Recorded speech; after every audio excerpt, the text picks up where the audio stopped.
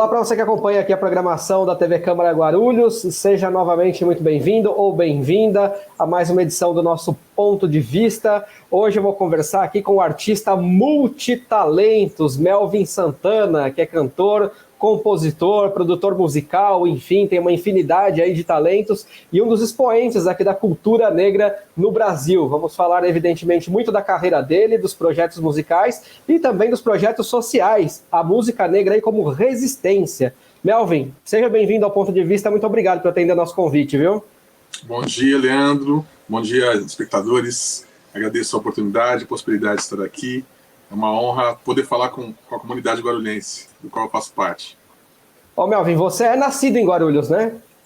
Eu sou nascido, criado em Guarulhos, eu brinco, né? Que a gente dorme em Guarulhos, nasci no Hospital Pio XII, e até os meus 25 anos eu vivi aqui em Guarulhos, eu residi, né? Aí depois eu migrei para São Paulo, Zona Oeste de São Paulo, e depois eu voltei, hoje eu moro em Guarulhos novamente. Mas sou nascido e criado aqui. Então é cria da casa. A gente aqui cria da casa. A gente traz aqui no programa, né, os perfis aqui guarulhenses ou não, mas que tem algum destaque na cidade de Guarulhos, tem que contribuir com a gente. Queria que você falasse de modo geral um pouquinho da sua trajetória profissional, Melvin. Como é que você começou? Como é que você entrou nesse mundo artístico? Tá, ok. Bom, eu sou nascido e criado em Guarulhos a partir dos meus 8 anos de idade. Eu venho de uma família sacerdotal, com a dona Maria Augusta Franco, e também era uma grande promotora de eventos, né, da família. Então, através das festas de família, eu tive o apreço pela música, pela cultura, que permeia a minha família também. Então, com 8 anos de idade, eu começo a estudar cavaquinho, né, com o seu Toninho do Bandolim, posteriormente com o seu Expedito, que também são expoentes da música daqui de Guarulhos. Estudei samba, choro, e a partir desse momento, né, vindo do bairro chamado Jardim Paravente, que tem a escola de samba vai e volta, hoje não é tão atuante mais por questão do Carnaval de Guarulhos, que praticamente não existe mais, e eu nasci no meio da escola de samba, do bloco vai e volta. Então essa foi a minha primeira referência de música dentro da família, dentro da cidade, dentro dos arredores. A partir daí eu comecei a estudar música no Conservatório Municipal de Guarulhos. Minha mãe falou, olha, ou você quer estudar música, então você tem que estudar, não dá para ficar no hobby. Comecei a estudar violão erudito. A partir daí, alguns anos de estudo no Conservatório Municipal de Arte de Guarulhos. Depois eu fui para a Universidade Livre de Música, Tom Jobim. E sempre nesse período, desde os 12 anos, já ter uma atividade profissional dentro da música, fazendo acompanhamento, composição. E o resto a gente vai desenrolar aqui durante o período. Você cantava no chuveiro também, Melvin? O chuveiro, olha, hoje não é tão indicado, nunca foi tão indicado, né? Pelo gasto de água necessário, mas é o melhor lugar para compor que existe. Eu lembro que muitas das minhas composições começaram no chuveiro e minha tia brigava muito comigo. Sai do chuveiro! Mas era quando eu estava no processo criativo. Hoje não é mais recomendado fazer isso. Você sabe que eu acho isso interessante. O chuveiro também é um lugar onde eu tenho minhas melhores ideias. Eu acho que ali é um lugar de inspiração para muita gente. Mas como você diz, vamos economizar água, né? Ô Melvin, me fala uma coisa. Você começou então bastante cedo, né? E você se tornou profissional muito jovem. É muito diferente, né? Aquela pessoa que tem o gosto musical, curte mais como um hobby, um lazer, e alguém que vai se dedicar profissionalmente a isso, né? Exatamente. Eu tive a boa sorte de ter uma família que tem um ambiente cultural muito grande, né? Isso tanto da minha parte materna quanto da minha parte paterna. Então, meu pai já era discotecário. Eu cresci no universo, para quem não sabe o que é discotecário, é a pessoa que coleciona discos, que trabalha com discos. Meu pai não era DJ, mas ele fazia o que a gente chamava de dar festas, né? Viajava por alguns estados, algumas cidades, dando festa, dando bailes. Então, eu cresci no ambiente dos discos. E na parte da minha bisavó, né, a parte materna, a minha bisavó ela cultuava um evento chamado Reza de São Gonçalo, que é um evento religioso, sincrético, e tem moda de viola, tem violão, tem cânticos, e essa festa dura um dia inteiro, a noite inteira. Então eu cresci nesse ambiente muito musical. Automaticamente, para mim, foi uma descoberta, e eu entendi que era a minha trajetória, dentro daquilo que me permeava enquanto família, enquanto meio social. Eu entendi que era o que eu gostaria de fazer, e desde então a minha família me apoiou muito, minha mãe apoiou muito, meu pai apoiou muito, e não teve para onde correr, assim, foi meio que natural ir por esse caminho profissional. E acabou se desenvolvendo e se dando muito bem, ainda bem, né? Queria que você falasse um pouquinho da Banda Os Opalas. A Banda Os Opalas foi onde você iniciou, mais ou menos, aí, não? Apesar de toda essa trajetória que você colocou, mas assim, quando você apareceu mais, foi a Banda Os Opalas? Não necessariamente, foi um outro ciclo, né? Eu posso dizer isso, né? Cada ciclo eu respeito muito, porque são caminhadas e trajetórias diferentes, com visibilidades diferentes. Mas os Opalas, sim, foi onde eu tive uma boa visibilidade e muito atuante como cantor. Como cantor, talvez tenha sido não vou falar que é um marco zero, mas de fato foi o ponto alto da coisa, né? Ali eu tive que me estabelecer, estudar, me profissionalizar enquanto cantor. E nos Opalas eu atuava como guitarrista, cantor, compositor. Automaticamente fiz parte do segundo álbum da banda, chamado Mistura Cultural, que lá eu também exerci como produtor musical. E então os Opalas, que tem essa trajetória de cultuar a música brasileira, tem outras referências assim, de música internacional, mas a música brasileira sudestina e sulina é muito forte, né? O movimento do balanço, do samba rock, que junta ali com a vaneira, com o supapo, lá do Porto Alegre, Rio Grande do Sul. Então foi um momento muito importante da minha vida, onde eu consegui conhecer muita gente, acompanhar muita gente do mainstream, né, do meio artístico, musical. Os Opalas foram 6 anos ali de vivência. A produção cultural brasileira é muito rica, né? De modo geral, como você colocou aí. É muita mistura, muita miscigenação, isso só enriquece mesmo a nossa cultura. Agora, sobre o seu trabalho atual, você tem algum viés social, matemática social? Você acha que esse seria o viés principal do seu trabalho hoje ou não? Olha, desde que eu me conheço, ou do que eu me entendi enquanto um artista atuante, o viés social, o viés etnorracial, agregado agora ao viés de gênero também, tudo que permeia a base e o povo é a minha pauta. Eu, sinceramente, não me vejo, ou pelo menos nesse momento, ou nos próximos 10 anos, me desconectando dessas formas.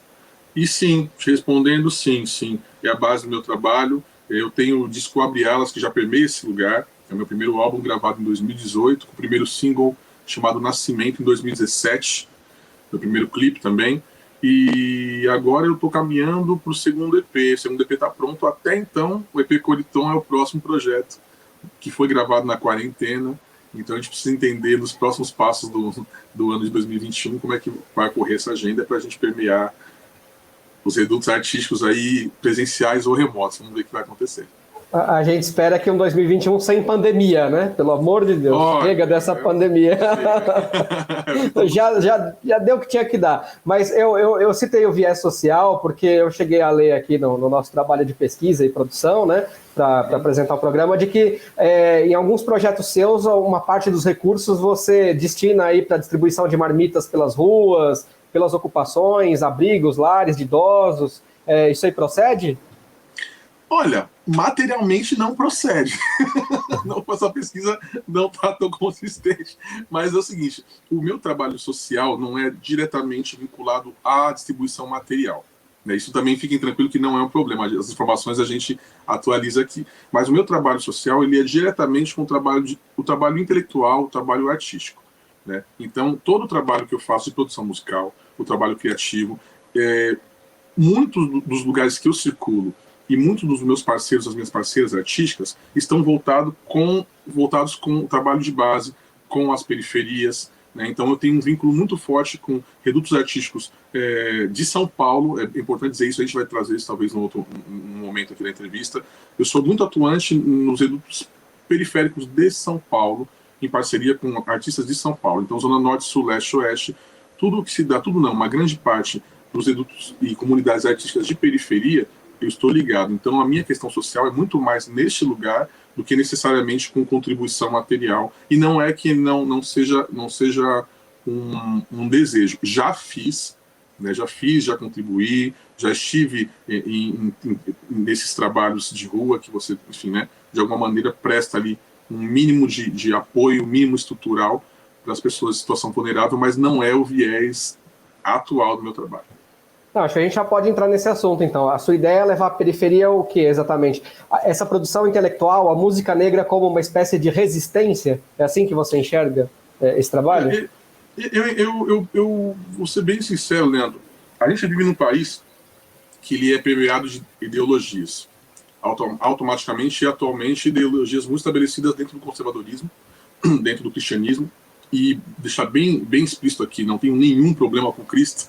Cristo é um mestre, grande profeta, grande professor, mas eu entendo que o sistema que a gente vive hoje, e não estou defendendo o partido, mas estou defendendo uma linha de raciocínio, é um sistema que oprime, é um sistema que segrega, e a gente tem perfis muito estabelecidos de quem são os segregados e oprimidos. Então você coloca as pessoas pretas, você coloca os indígenas, você coloca as pessoas LGBTs. Isso para a gente começar, né? É óbvio que na sociedade, se você entrar dentro do perfil periférico, você agrega praticamente todos esses perfis. Então, quando a gente fala de resistência, e não necessariamente eu acho bonito resistir. Resistir, na verdade, é uma necessidade e é um estabelecimento de momento, né? Você está ali porque você preza pela sua vida como o outro também preza. Só que quando você tem uma situação, um sistema ou algo ou alguém que te segrega, te oprime e te impede de adentrar essas estruturas ou de se beneficiar dessas estruturas que são feitas para todos, no ideal, a gente se coloca num lugar de posicionamento, do mesmo jeito que o sistema se posiciona. Então, é por esse caminho que eu vou e não que eu acho legal, tá? Não, é cansativo. Às vezes eu só queria falar das flores. Às vezes só queria talvez falar... a gente não precisasse abordar isso, justamente, né? No mundo ideal a gente não precisaria abordar isso, né? Mas infelizmente a gente está bem longe do padrão ideal de vida. Tão longe que eu queria abordar com você, agora chamando aqui até para o nome do nosso programa, né, que se chama Ponto de Vista, e ouvir o ponto de vista de um representante da cultura negra do país, como é você, Melvin Santana, falando um pouquinho sobre a campanha Black Lives Matter, né, as vidas negras importam, e agora nós tivemos um episódio recente também com o rapaz morto ali, asfixiado no Carrefour, já tivemos o caso Floyd nos Estados Unidos, que disparou aí o protesto pelo mundo todo, a gente vê o Lewis Hamilton usando a Fórmula 1 e se posicionando, e as pessoas se posicionando cada vez mais politicamente dentro do esporte, dentro das áreas aí artísticas, culturais, em que as pessoas possam realmente aparecer, em que as pessoas possam ser ouvidas. O que você pensa dessa campanha? O que você pensa dessa situação de modo geral, Melvin?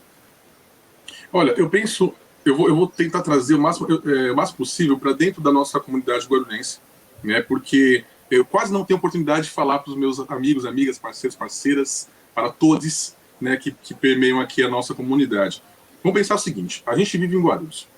Guarulhos foi uma das últimas cidades a abolir o sistema de escravidão humana dentro do país. Não é dentro do estado de São Paulo, dentro do país. Talvez Campinas tenha sido a última, mas Guarulhos foi uma das últimas. Uma cidade que é majoritariamente, né, territorialmente, eu quero dizer, estabelecida por terras indígenas, povos oriundos, né, povos oriundos da terra, originários. E aí, depois de de alguns séculos, vamos colocar, né, de 2, 3 séculos, 4 séculos, esse povo tem que ficar lutando para provar que aquela terra dele, para retomar aquela terra. Né? Isso estou falando dos povos indígenas, mas você me perguntou sobre a questão do preto no país. Será que realmente tudo tem que acontecer fora? A gente tem zilhões de periferias, zilhões de comunidades periféricas nos arredores de Guarulhos. Muitas favelas, né, muitos guetos. Hoje a gente tem uma situação que traz imigrantes, né, pessoas de outros países, do continente africano, outros continentes, mas não são majoritariamente africanos dentro da cidade. E será que a gente não consegue ter esse olhar? Precisa morrer o George Floyd nos Estados Unidos, precisa um heptacampeão preto, né, diga-se de passagem, o primeiro piloto de Fórmula 1 preto da história, e se tornar heptacampeão, se manifestar mundialmente, sofrer boicotes comerciais e de marketing dentro da liga da Fórmula 1. Precisa uma pessoa desse porte, desse gabarito, se manifestar em questão contra o racismo, para a gente ter um pouco de empatia, né? Então isso me chama um pouco a atenção. E aí se tratando da comunidade guarulhense, mais uma vez, que é permeada de famílias antigas, famílias quatrocentonas, como a gente chama, né? Famílias que são oriundas da Itália, principalmente, de Portugal. A gente não consegue olhar para essa comunidade e ver que majoritariamente quem é prejudicado é segregado. São pessoas pretas, indígenas e LGBTs. Então eu trago uma reflexão para a gente aqui, porque é um assunto que eu nunca consegui... Mas antes da gente ir para o intervalo, Melvin, como é que a gente traz esse olhar para essas pessoas, né? Porque quando tem um caso de grande repercussão é muito fácil, né? Quando tem o caso do estupro, entre aspas, tá? Que esse termo não foi usado juridicamente, mas o estupro culposo lá da garota, aí ganha-se uma grande repercussão e tal. E todos os dias mulheres são violentadas, mortas, enfim. Como é que a gente traz para as pessoas comuns esse olhar, na sua opinião? Aquela menina que sofreu um estupro culposo é uma pessoa comum.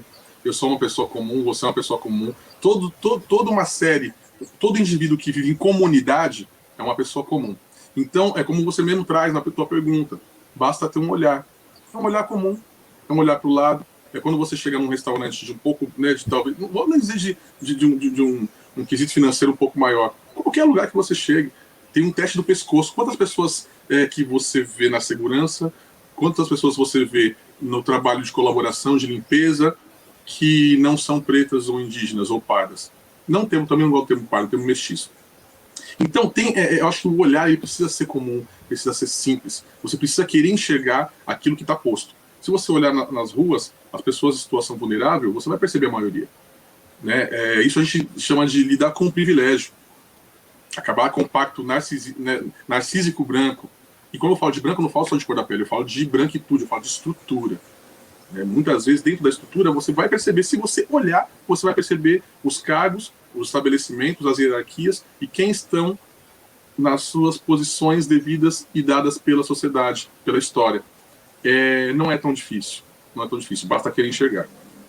E a questão do sistema, a gente esperava muito que com essa pandemia as pessoas se tornassem mais solidárias, olhassem justamente para o lado, mas acho que ainda a gente tem um passo muito grande para a evolução, tem muito que a gente aprender ainda. Melvin, para a gente poder ir para o intervalo, eu queria que você indicasse uma música aí, né, para que a gente pudesse ouvir aí indo para o intervalo, e na volta a gente vai falar mais um pouco da sua carreira, falar também com os famosos que você já tocou, já compôs, enfim, e ainda continuar falando um pouco dessa questão social e do seu disco autoral, Abre Alas, né, que é de 2018, okay. Que você também falasse isso na volta aí do intervalo. Mas indica uma música para a gente ouvir aí indo para o intervalo. Então é o seguinte, eu vou começar fazendo o meu merchan, a música Nascimento, meu primeiro single gravado em 2017, que faz parte do disco Abre Alas. Você pode dar uma ouvida em qualquer plataforma digital. Nascimento, música de Melvin Santana e William Simplício. Ouve lá que é rapidinho. Enquanto rola Nascimento, a gente faz uma pausa e volta já.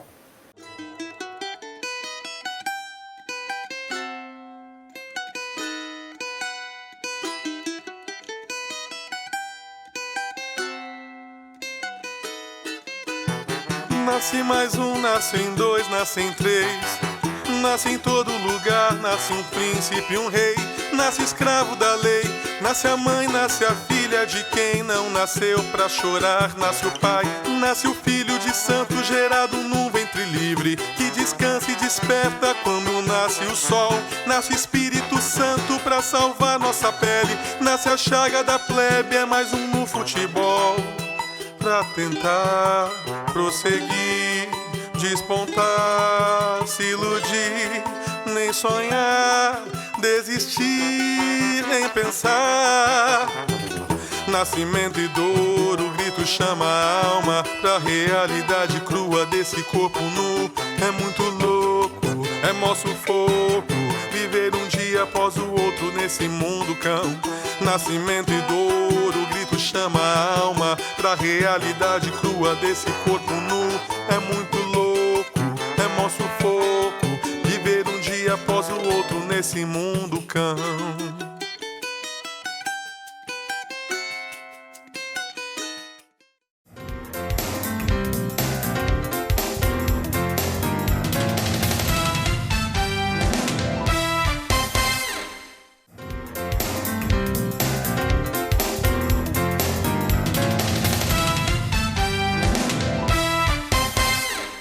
Maravilha, curtiu aí Nascimento com o Melvin Santana? Pois é, o ponto de vista de hoje está justamente batendo um papo aqui com o Melvin Santana, que é um multiartista, né? Cantor, compositor, instrumentista, produtor musical, o cara é uma fera. Melvin, queria que, aproveitando que a gente falou em fera aqui, né? Que você falasse um pouco aí dos principais nomes com quem você trabalhou, suas referências no meio artístico, você que é uma fera, e citasse outras feras aí que você admira, enfim, que fizeram parte da sua vida e da sua trajetória. Olha, eu sempre consumi e pude vivenciar dentro da história musical, né, as referências e os ícones da música preta brasileira. Por sorte, né, a partir dos Opazas, inclusive. Minto, até antes dos Opazas, porque a primeira banda que eu trabalhei foi uma banda chamada Os Originais do Samba. Quando eu tinha 17 anos, eu adentrei esse universo, né, que é os originais do pluriverso, que são os originais do samba. E a partir daí eu consegui colocar em prática esse quesito multifacetado de sambar, de dançar, de cantar, de tocar. E aí, a partir dos originais do samba, é uma leva, viu? Uma leva. Léo Maia, filho do Tim Maia. Nossa, muita gente. Tony Tornado. Jair Rodrigues. Jair Rodrigues. Grande nome. Carlos da Fé. Mano Brown. Aí, junto com essas pessoas, né, a gente acaba passando ali por Ed Mota, Seu Jorge. É uma leva. Você fez ou faz guitarra da Bugnipe, que é o projeto do Mano Brown? Fez ou faz ainda? Eu faço parte da banda Bugnipe, o projeto está parado, né?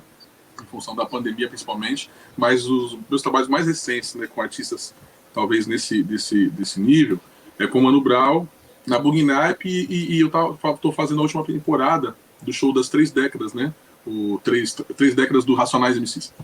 Aí lá eu tô como músico, estava fazendo como músico, só que sempre eu deixo para as pessoas aqui paralelamente, nunca deixo de fazer meu trabalho. Então tem muita gente que me pergunta, você tá com o Mano Brown, você não faz mais trabalho solo? Não, sou compositor, sou instrumentista, sou produtor, atuo.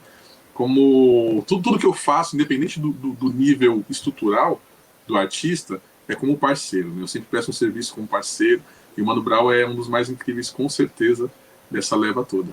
Ou seja, fraquinho você, né? Só citou nome ruim aí, nome que ninguém conhece. Mas, olha, fantástico. E acho que por tudo isso, né? Acho que você teve um reconhecimento, você chegou a ser indicado ao Grammy Latino em 2017, né? Conta pra gente. Sim. Isso aí. A gente foi indicado, né? Teve nomeação, né? De alguns trabalhos que eu faço. Eu me inscrevi com o meu trabalho solo, mas com o Mano Brown também, enfim, outros trabalhos que a gente permeia.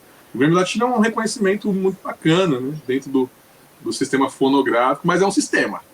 É muito legal, adoro, queria ganhar o Grammy, quero, mas tenho trabalhos muito... Eu sempre friso, isso é importante, fica parecendo que, cara, chato, só fica falando de possibilidades sociais, não é? Só que as nomeações são muito legais, só que eu trago dentro da minha vertente, dentro das minhas parcerias, um olhar para a música, um olhar para a arte, que é necessário.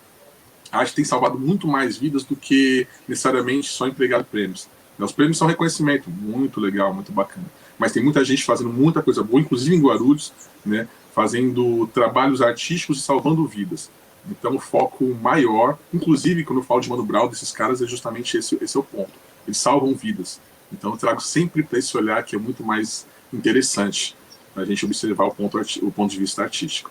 Quem lida com evento, mídia, então, sabe que esse tipo de evento tem um componente político, né? Tem toda uma questão por trás. Isso a gente sabe bem, mas acho que pelo menos o seu nome está lá, figura lá, não deixa de ser um reconhecimento.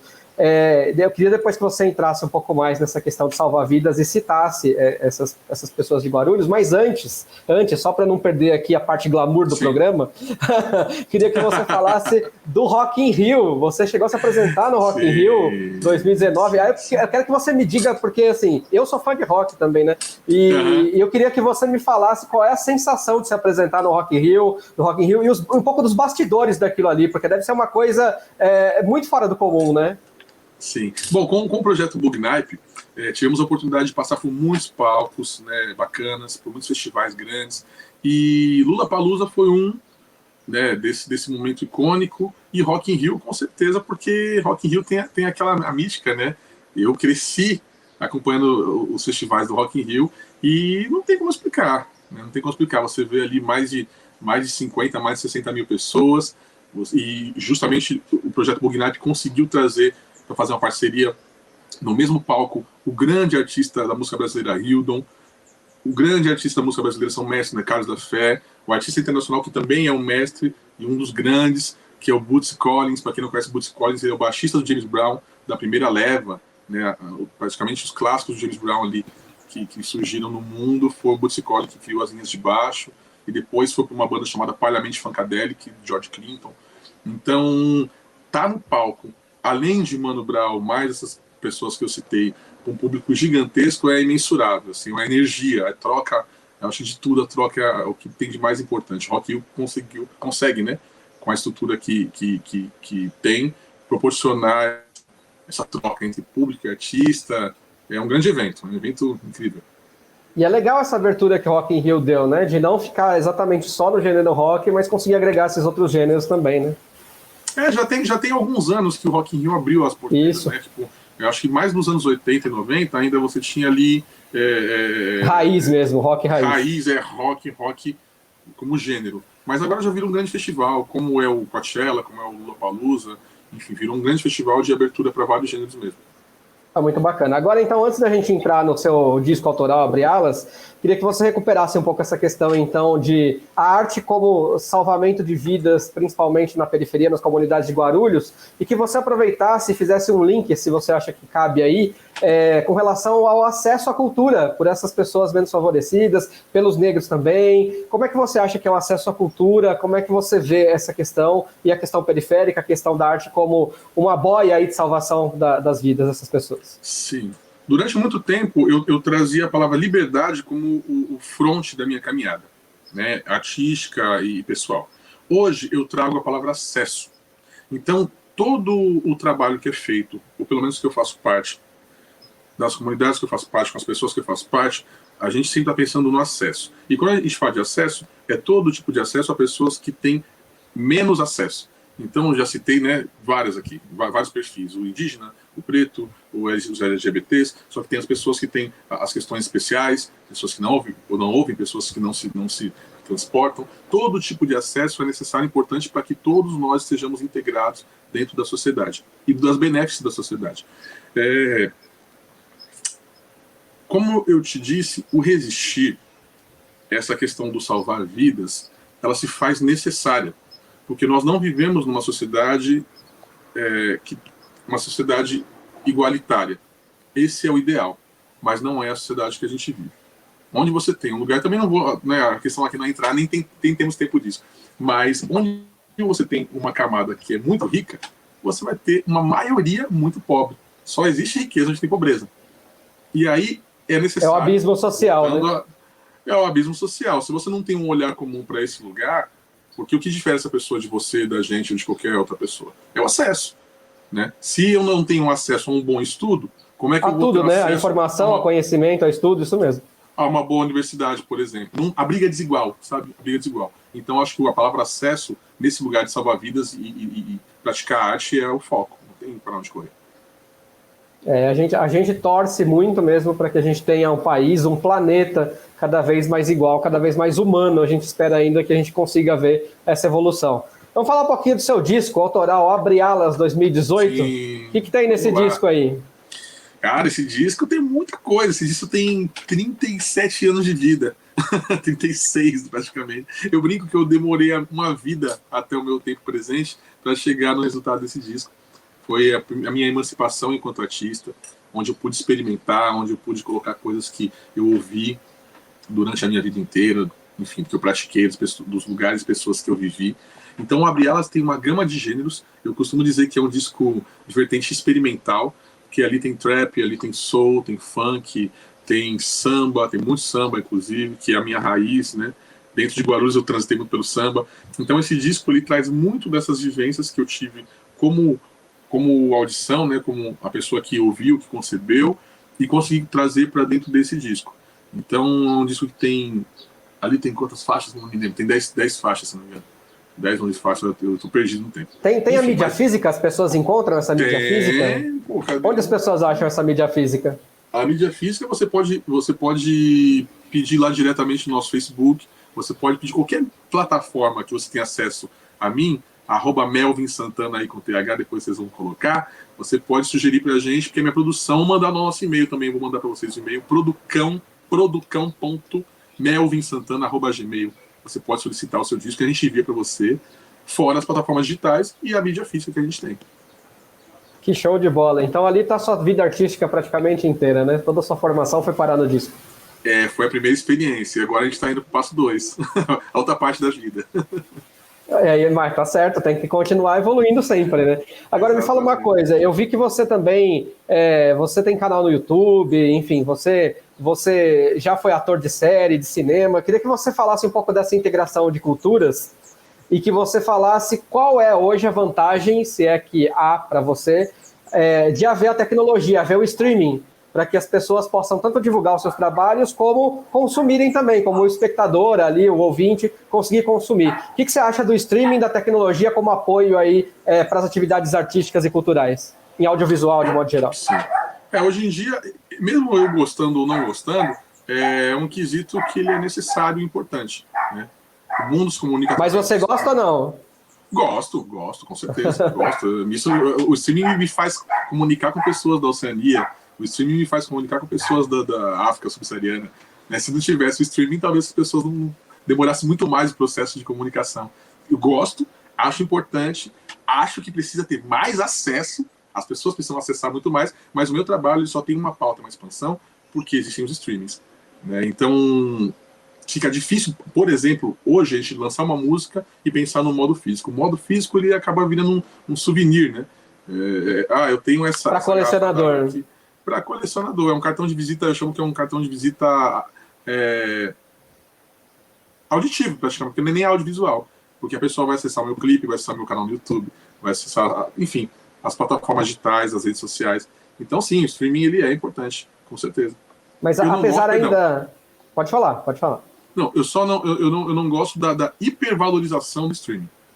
Porque, como estabelecimento de verdade.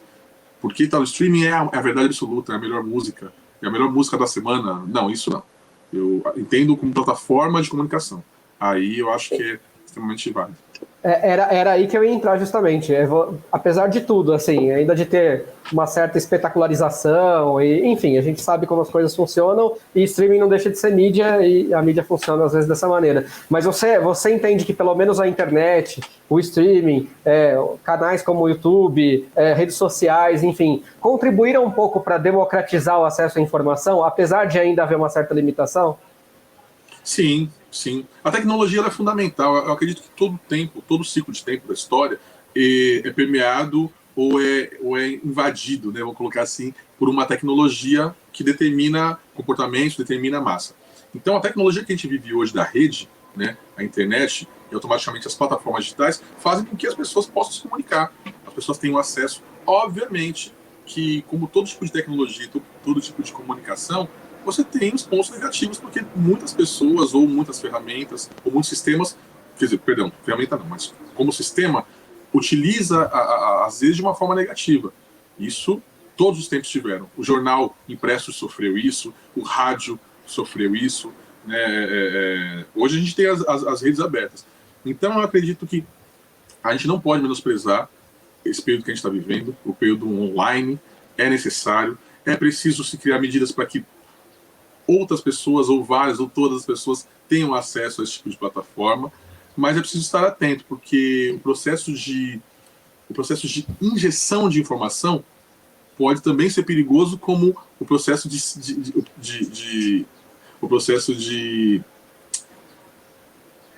como que eu posso dizer? Minimização da informação. Quando você dá informação demais, as pessoas também não estão preparadas para informação demais. Óbvio, está no âmbito da escolha. Cada um vê o que quer e ouve o que quer. Concordo com isso também. Mas não é todo mundo que processa dessa forma.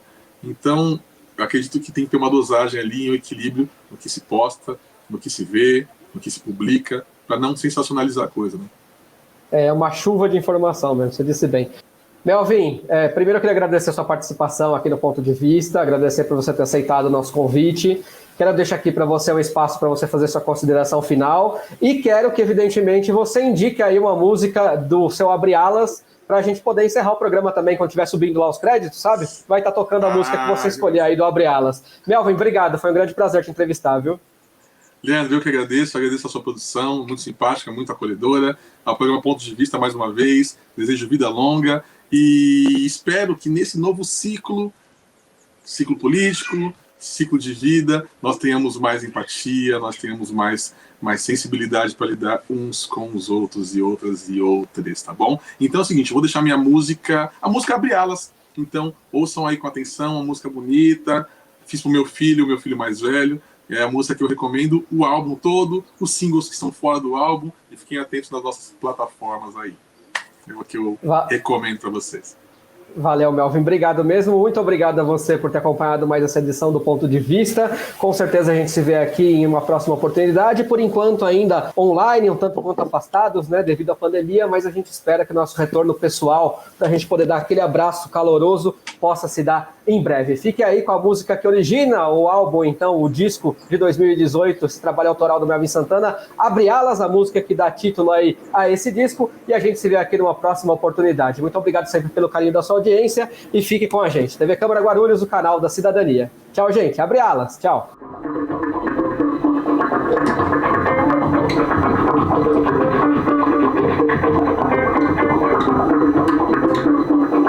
Corre na frente que atrás ficou gente sentada pra ver o bonde passar. Brinca menino, mas não se demora, simbora crescer pra gente lutar. Lute, não morra, podendo, socorra quem paga pra ver a morte chegar. Manda quem pode, obedece quem ora e não tarda pra ver essa roda rodar. É hoje, é agora, senhores, tem hora.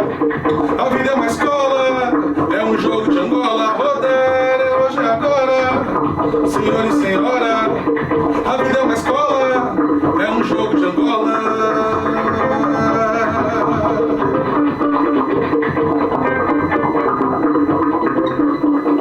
Todo sagrado é um jogo jogado, é obi, opelei, protejar. Toda palavra maldada é um tiro que falha o que fede em olho lugar. Choro é um poço que alaga no fundo da alma da gente, deixa eu olhar. Se ainda não fixe, o clima tá pique, deu bico, se pique, se não vai rodar.